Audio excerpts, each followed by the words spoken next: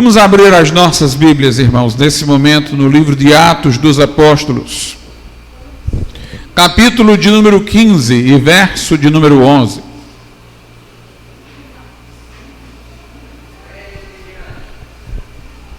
Atos, capítulo de número 15, versículo de número 11.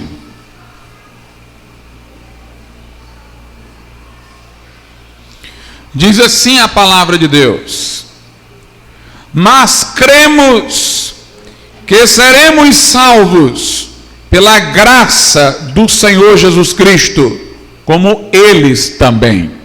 Podeis assentar. Esta afirmação, irmãos, esta proposição foi proferida numa assembleia em Jerusalém, quando a igreja queria resolver uma controvérsia, esclarecer um assunto concernente à nossa salvação. Esta afirmação, portanto, é o desatar do nó do problema, é uma afirmação de fé, é uma confissão de fé, é o estabelecimento de um credo acerca da salvação. A linguagem o declara, porquanto foi dito: mas cremos, nós cremos, que seremos salvos pela graça do Senhor Jesus Cristo, como eles também. Quando diz como eles também, é porque quem falava era um judeu crente, o apóstolo Pedro, mas ele estava dizendo que esta afirmação de que a salvação era pela graça, essa afirmação dizia respeito não somente a judeus, mas também a gentios, aos não judeus.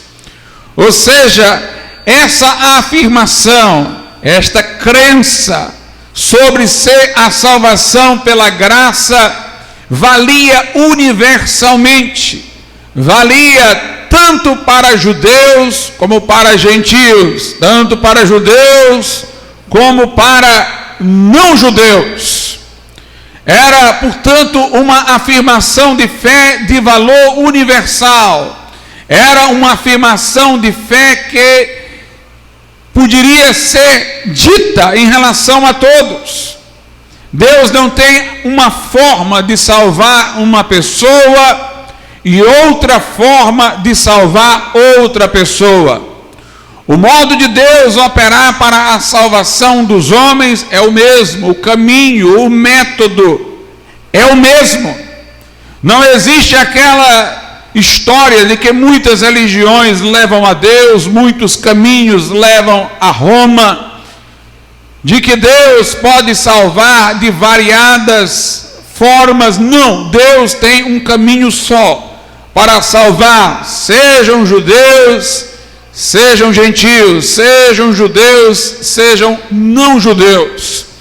Por isso está dito: cremos que seremos salvos pela graça do Senhor Jesus Cristo, como eles, os não judeus. Também a salvação de Deus que é oferecida através da pregação do Evangelho é para todos oferecida. Para judeus, para gregos, para brasileiros, argentinos, europeus, índios, negros, brancos. Porque naquela cruz Jesus levou o fardo de toda a humanidade, os pecados de todos nós. Seu sacrifício expiatório foi a favor de todos os homens. E as portas da graça para perdão de pecados se abriram para todos. E nós fomos ordenados a pregar o Evangelho a toda criatura, a fazer discípulos de todas as nações. Não há uma mensagem para um público, outra para outro.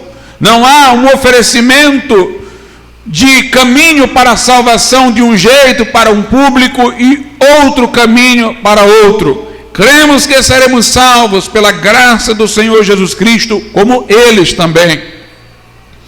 Note, quando ele diz cremos que seremos, mostra tratar-se de uma afirmação de fé, uma proposição de fé, uma confissão de fé da igreja.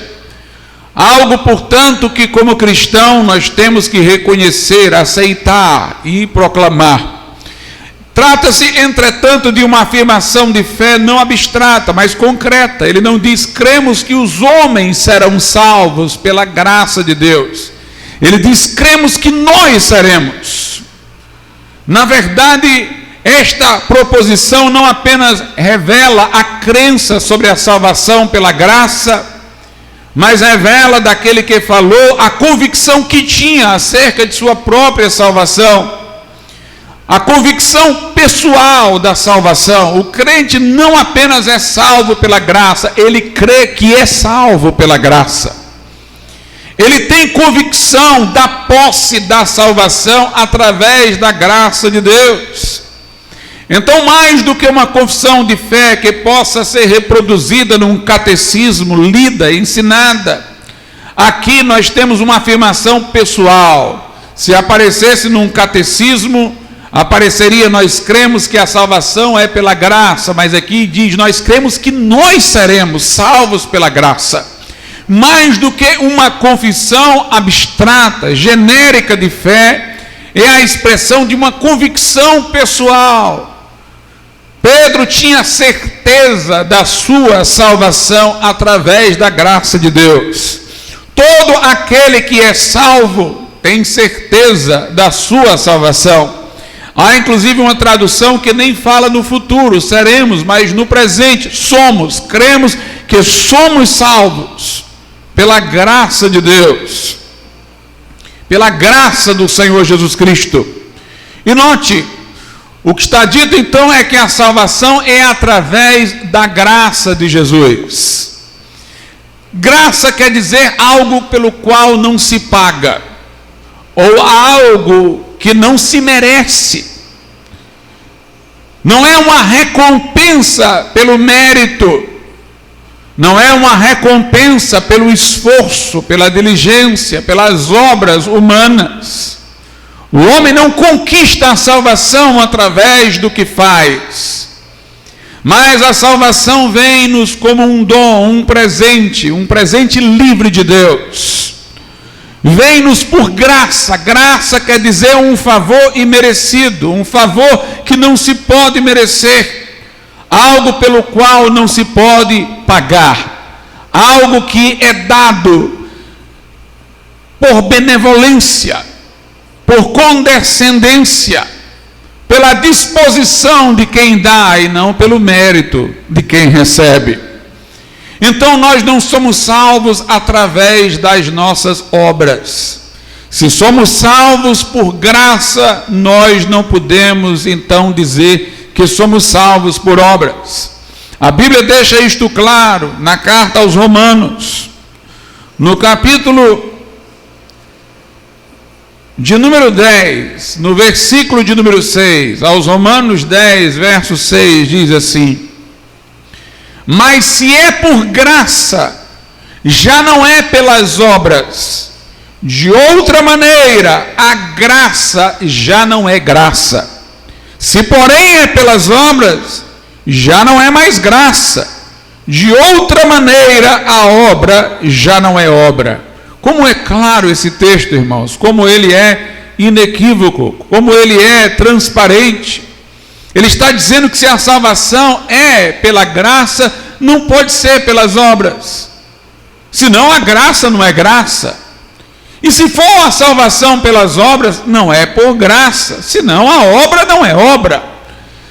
Portanto, afirmar que a salvação é pela graça e afirmar que a salvação é pelas obras são afirmações excludentes, incompatíveis.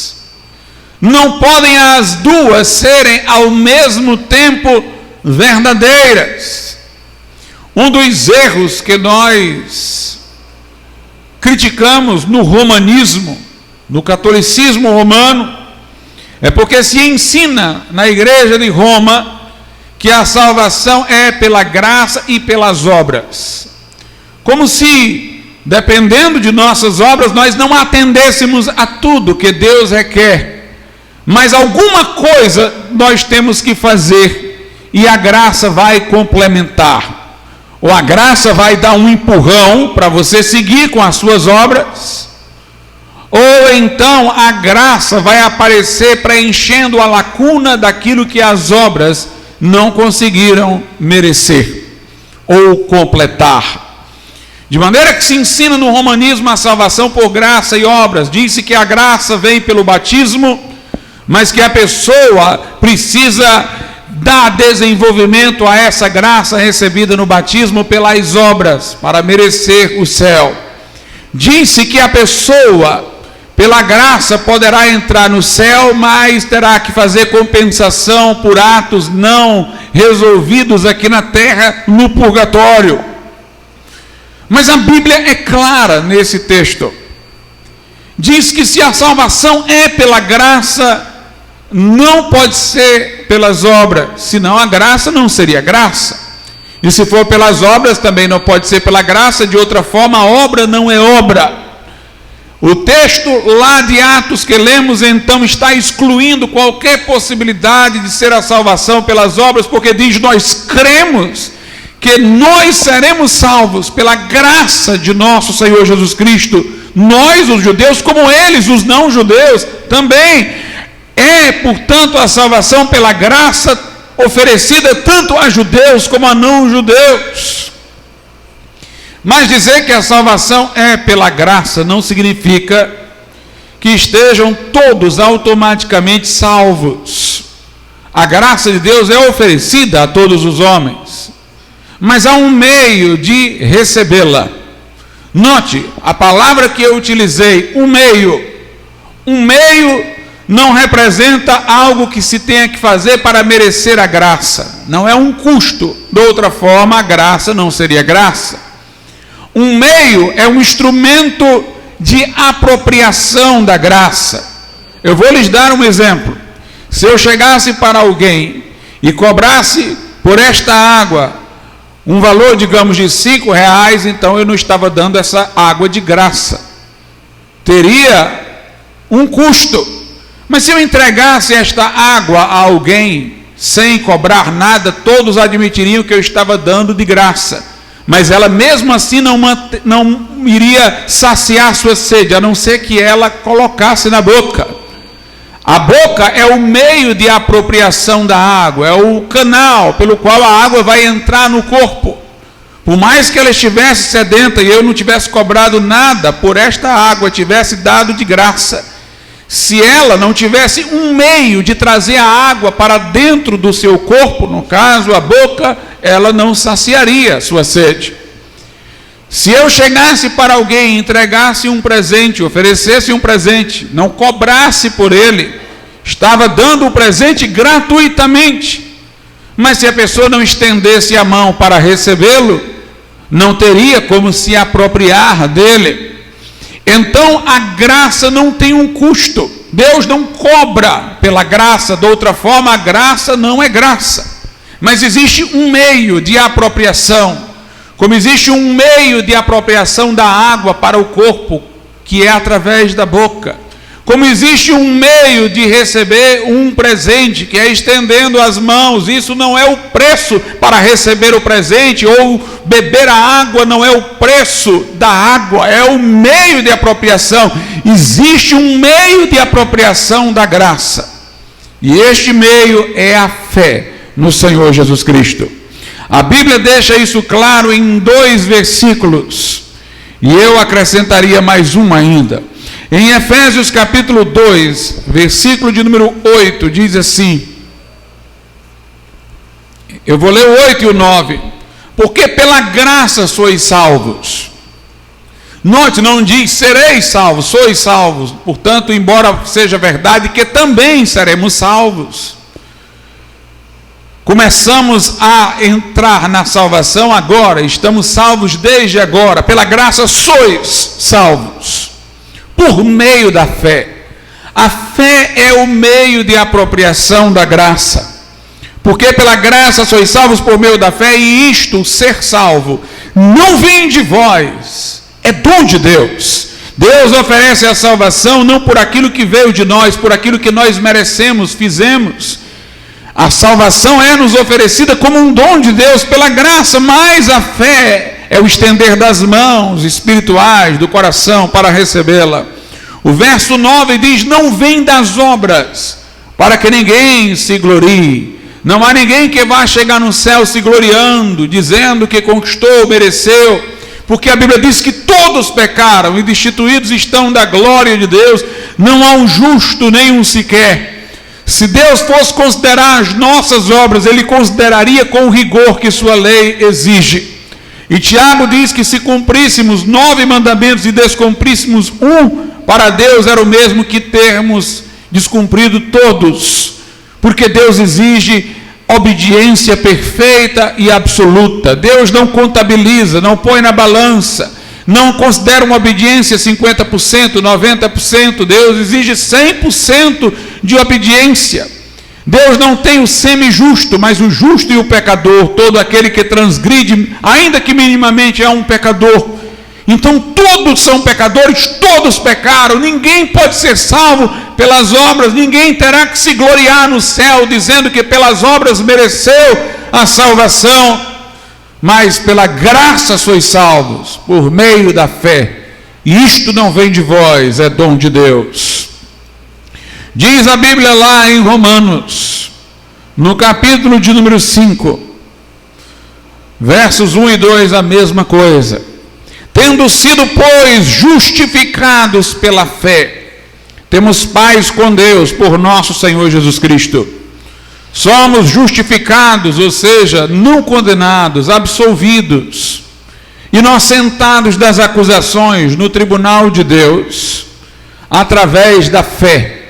E uma vez que isso nos acontece, somos justificados, absolvidos, as acusações de Satanás não prosperam contra nós, porque o sangue de Jesus nos purifica de todo o pecado, nós temos paz com Deus. Nenhuma condenação há para os que estão em Cristo Jesus. E diz o verso 2, pelo qual também temos entrada pela fé a esta graça. Note, a fé não é o custo da graça, a fé é um meio de entrada na graça, é o caminho até ela, pelo qual temos entrada pela fé a esta graça, na qual estamos firmes e nos gloriamos na esperança da glória de Deus. Ou seja, o crente salvo por graça se gloria, se alegra na esperança da glória de Deus, tem certeza da sua salvação em Cristo. Se salvação por graça e salvação por obras são duas coisas que não se compatibilizam, que se excluem, salvação por graça e salvação através da fé não se exclui. A salvação é pela graça por meio da fé. A salvação é pela graça e temos entrada na graça através da fé. Por isso que Romanos, capítulo de número 4, verso de número 16 diz: portanto é pela fé para que seja segundo a graça. Portanto, sendo pela fé, não impede que seja pela graça, pelo contrário, é pela fé para que seja segundo a graça. Seria contraditório se fosse pelas obras, então não poderia ser pela graça. Para que, entretanto, irmãos, nós tenhamos essa fé que dá entrada à graça, que é meio de apropriação da graça, é preciso que primeiramente nós reconheçamos inteiramente o nosso pecado, que em nós mesmos não existe bem algum. Enquanto o homem acha que ele merece alguma coisa, que ele pode contribuir alguma coisa para a sua salvação, que ele não é lá tão pecador, enquanto ele tem este conceito mais elevado de si, ele quer colocar alguma coisa de sua contribuição na aquisição de sua salvação. Sempre que alguém acha que tem alguma coisa boa nele mesmo, que ele não é tão mal quanto parece, que ele não é tão pecador quanto a Bíblia o declara, então ele, pensando assim, vai achar que terá como contribuir com a sua salvação. Poderá até dizer que tem que crer, mas ele não crerá exclusivamente em Jesus Cristo como Salvador. Ele crerá que Jesus é o Salvador com a ajuda dele, com a participação dele. Por isso é preciso que o homem se convença daquilo que Paulo diz em Romanos 7, em mim mesmo, isto é, na minha carne, não habita bem algum. Ou os que estão na carne não podem agradar a Deus. Ou como disse o profeta Jeremias, o coração do homem é corrupto, desesperadamente corrupto, quem o pode conhecer? Que ele diga como Davi, eis que eu nasci em iniquidade, em pecado me concebeu minha mãe. Que ele diga como Paulo, miserável homem que eu sou, quem me livrará do corpo desta morte? Não é do homem reconhecer isso. Os homens gostam de se desculpar pelo que fizeram, dizendo que não foram tão perversos assim em seus atos. Os homens costumam minimizar seus erros e enaltecer suas virtudes no que já pecam, porque não querem ver o mal que praticaram e querem se orgulhar do que fizeram de bom, poluindo o que fizeram de melhor com o seu próprio orgulho e vaidade. O natural do homem é querer se desculpar, é querer eufemizar o mal que praticou, diminuir a sua gravidade. Por isso a Bíblia diz que é o Espírito Santo que convence o homem do pecado, da justiça e do juízo. Quando nós olhamos para o nosso vizinho, nós podemos encontrar no nosso vizinho coisas piores do que em nós. E comparando-nos com ele, nós achamos que somos merecedores de alguma coisa, porque nós não fazemos alguma coisa mais grotesca que ele fez. Mas quando o Espírito Santo nos convence do pecado, o que ele faz é nos colocar frente a frente com Deus. Eu não poderei me comparar com o vizinho da direita ou da esquerda, em relação ao qual eu posso ter coisas nas quais me considero melhor, mas eu estarei diante de Deus, e diante da santidade de Deus, eu então perceberei o meu pecado, a gravidade do meu pecado. Isaías teve uma visão do Senhor no alto e sublime trono, e ele disse: ai de mim, porque eu vi o rei, e eu sou um homem de lábios impuros, e habito no meio de um povo de impuros lábios. Ele disse: ai de mim que vou perecendo. No original a palavra perecendo era como se ele estivesse se decompondo, se desconjuntando, suas partes sendo separadas, se desfazendo. Diante de Deus nós reconhecemos o nosso pecado. É interessante observar que os homens que não se convertem hoje, que não querem saber de Cristo hoje, que se acham bons e que podem merecer o céu, um dia serão julgados perante Deus, irão para o inferno, porque não se arrependeram nem creram no Evangelho. Mas eles que dão tantas desculpas aqui, que dizem que são tão bons e não são pecadores como a Bíblia o declara, no tribunal de Deus, a Escritura o diz, eles estarão calados e silentes, eles não argumentarão, toda a boca estará calada no dia do juízo, diz Paulo aos Romanos, porque eles estarão diante de Deus, que sonda e prescruta os corações. Eles se sentem cheios de méritos e virtudes, comparando-se com um bandido na sociedade, desregrado, e se consideram melhores, mas quando estiverem diante de Deus, verão que suas melhores justiças não passam de trapos da imundície, sendo que no dia do juízo eles verão isso, mas eles não terão salvação para as suas almas, serão condenados ao inferno. No inferno reconhecerão sua maldade, enfim, sua incredulidade, que não merecem o céu, mas não terão mais esperança.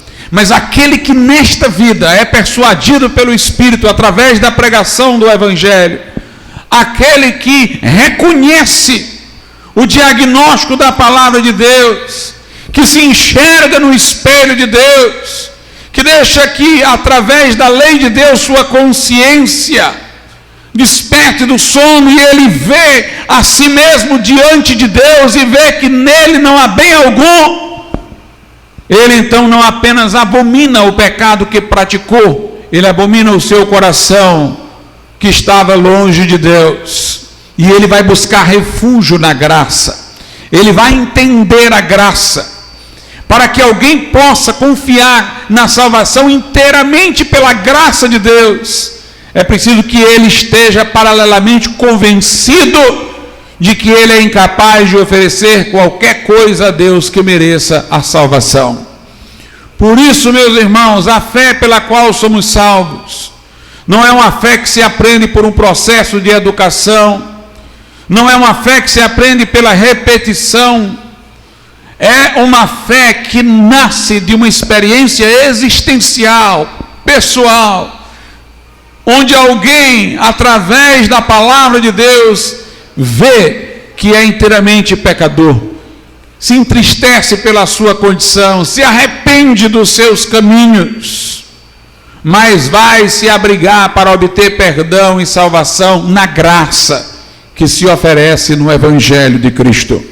A fé pela qual somos salvos é a fé que corre para o refúgio, é a fé que se lança aos pés de Jesus Cristo e clama por perdão, é a fé que invoca o Salvador para vir salvar.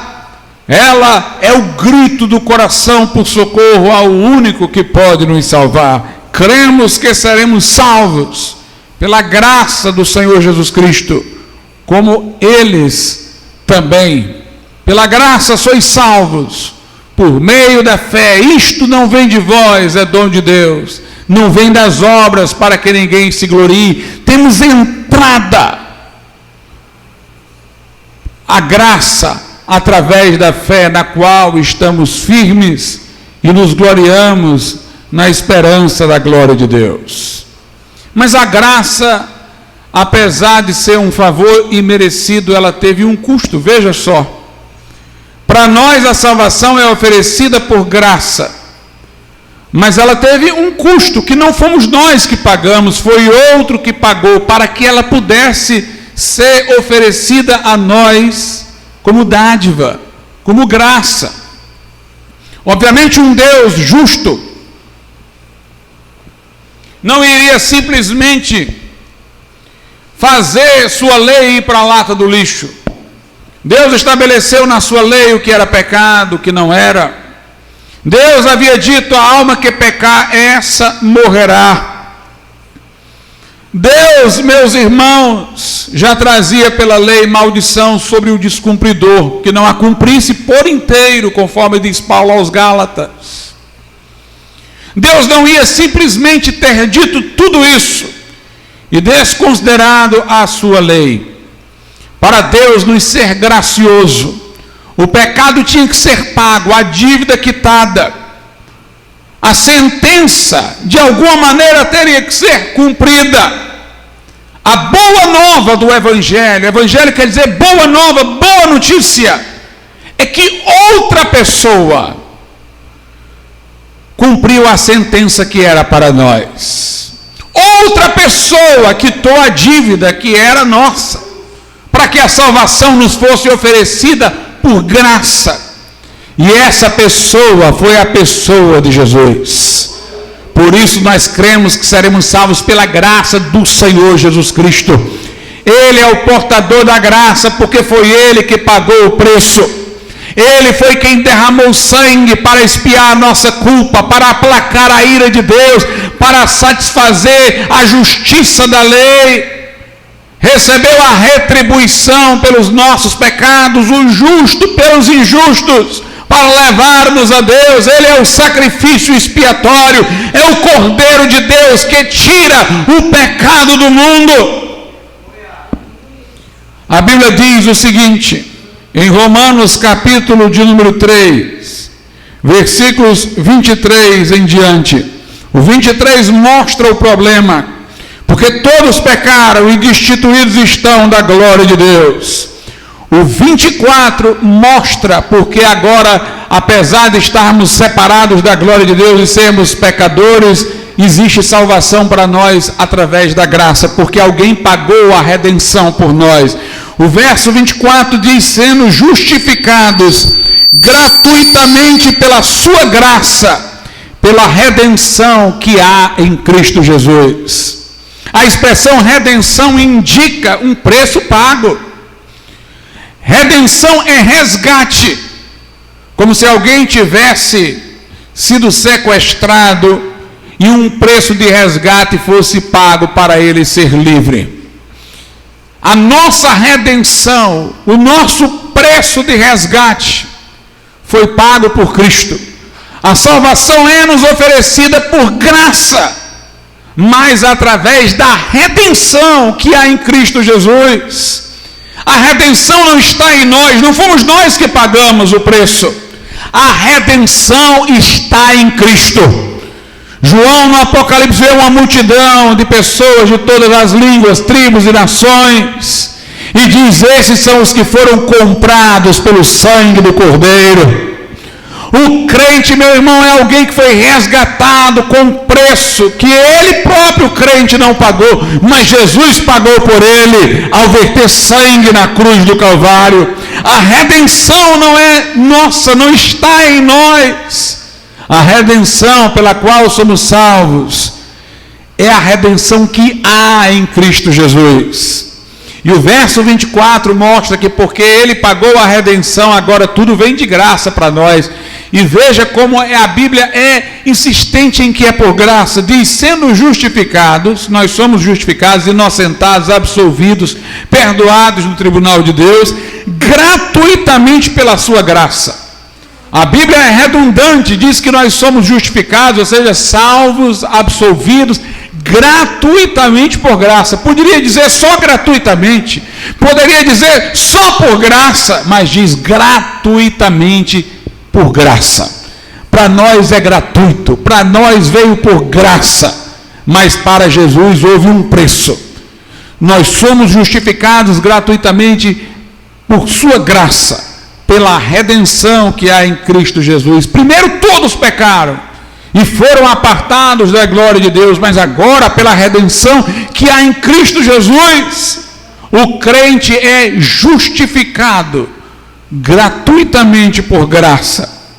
O verso 25 diz: ao qual Deus, falando de Jesus, ao qual é Jesus, Deus propôs para propiciação pela fé no seu sangue. Propiciação quer dizer o aplacar da ira de Deus, a satisfação feita pelo pecado, a compensação pela culpa. Jesus tornou-se propiciação. Deus propôs Jesus em nosso lugar como propiciação pela fé no seu sangue. Nós somos salvos. A ira de Deus é aplacada contra nós. Nós somos justificados pela fé no sangue de Cristo, pela fé no sacrifício de Jesus, ao qual Deus propôs para propiciação pela fé no seu sangue, para demonstrar a sua justiça, pela remissão dos pecados dantes cometidos sob a paciência de Deus. O crente assim, irmãos, é salvo por graça, mas através do preço que Jesus pagou na cruz do Calvário. Quando nós cremos em Jesus para sermos salvos, essa fé envolve a sua morte e a sua ressurreição. Ao mesmo tempo que Paulo diz: nada quis saber entre vós senão Cristo e este crucificado, não há como pregar o evangelho sem falar da cruz. Paulo diz que se Jesus não ressuscitou, é vã a nossa fé e ainda estamos em nossos pecados. Ele diz em Romanos 10: se com a tua boca confessares a Jesus como o Senhor da tua vida, e em teu coração creres que Deus o ressuscitou dentre os mortos, serás salvo. Para que pudéssemos ser salvos, Jesus teve que morrer e ressuscitar. Em Romanos 4, 25 diz acerca de Cristo: o qual por nossos pecados foi entregue e ressuscitou para a nossa justificação. Ele morreu em nosso lugar, levando sobre si os nossos pecados, pagou o preço do resgate, mas ele ressuscitou para levar este preço diante de Deus. Ele levou o seu próprio sangue ao santuário celeste. Ele está diante de Deus como nosso sumo sacerdote, advogado e intercessor. O Cristo que morreu na cruz está levando o argumento da cruz para o Pai diuturnamente, eternamente. A Bíblia diz que ele pode salvar perfeitamente, completamente, Hebreus 7, 25, os que por ele se chegam a Deus, porquanto vive sempre para interceder por eles. Ele se entregou pelos nossos pecados, mas Ele garante-nos a justificação, porque Ele está junto ao Pai, intercedendo por nós, sendo nosso advogado, apresentando-se com as marcas dos cravos nas mãos e nos pés, mostrando que o sacrifício foi feito por nós na cruz. Por isso nós não cremos só num fato histórico de que Jesus morreu, nós cremos num Cristo vivo. Nós não apenas admitimos que Jesus naquela cruz morreu, nós nos dirigimos ao Cristo que ressuscitou. Jesus apresentou a fé como um vir a Ele. Eu não poderia vir a Ele se a história dele terminasse na cruz. Mas Ele disse: vinde a mim todos vós que estáis cansados e sobrecarregados, e eu vos aliviarei.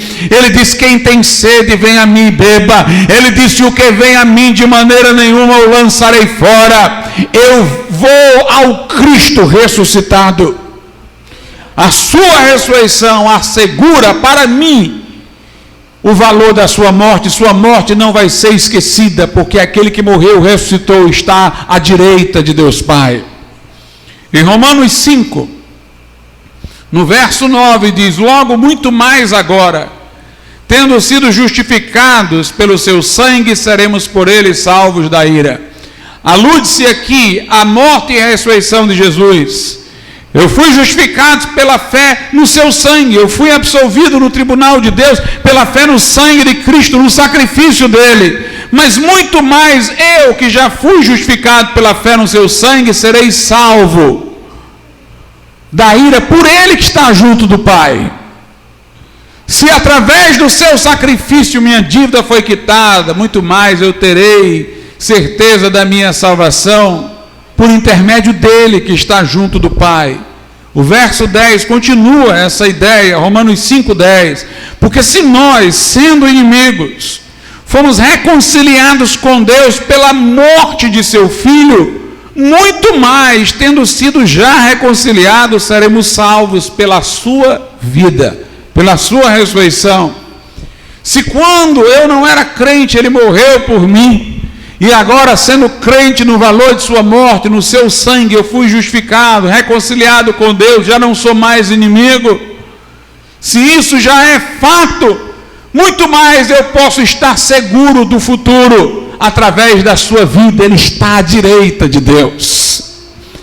Ele está à direita de Deus. Aquele que morreu por mim está lá, à direita de Deus.